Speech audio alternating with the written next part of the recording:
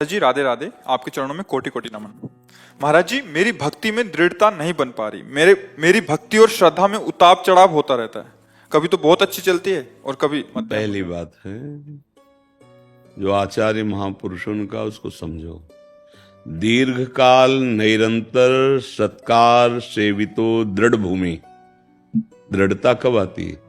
जब दीर्घ काल तक निरंतर महत्व बुद्धि रखकर आदर के सहित जो साधना की जाती है, वैसे भी सदोई भाषा में कहते हैं 12 वर्ष बिल्कुल कोई विघ्न बर्दाश्त ना करते हुए, मतलब विक्षेप ना पड़ने पावे तुम्हारी साधना में, तो तुम सिद्ध हो जाओगे। दीर्घ काल निरंतर सत्कार सेवितो दृढ़ भूमि। अब उतार चढ़ाव इसलिए आता है गुणों के प्रभाव से। हमारा अंतःकरण अभी गुणातीत थोड़ी हो गया है। 3 गुण है, सतोगुण, रजोगुण, तमोगुण। जब सतोगुण आएगा तो भक्ति अच्छी लगेगी, रजोगुण आएगा तो भोग अच्छा लगेगा, जब तमोगुण आएगा तो निद्रा आलस्य प्रमादोत्तम तत्तामस मुदाहृतम। नींद में पड़े रहना, आलस्य होना, अरे कौन भजन करे, प्रमाद होना, ऐसा।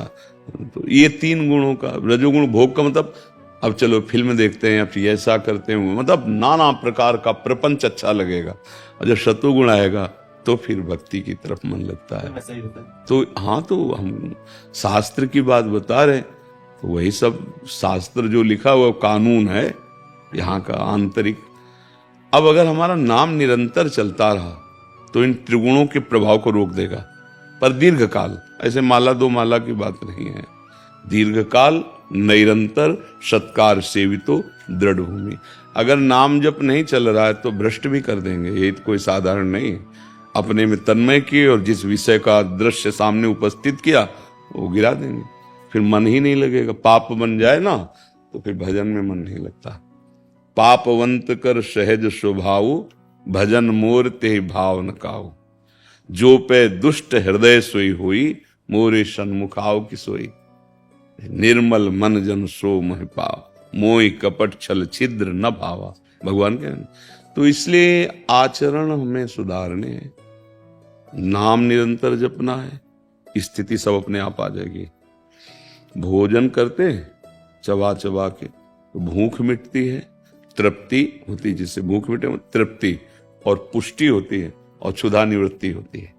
ऐसे ही हम जितना नाम जप करते हैं उतना हमारे स्वरूप का ज्ञान, मैं कौन हूं, भगवान से प्रेम, और जैसे क्षुधा निवृत्ति ऐसे संसार के भोगों से निवृत्ति, वैराग्य, ये एक साथ होते जाते हैं।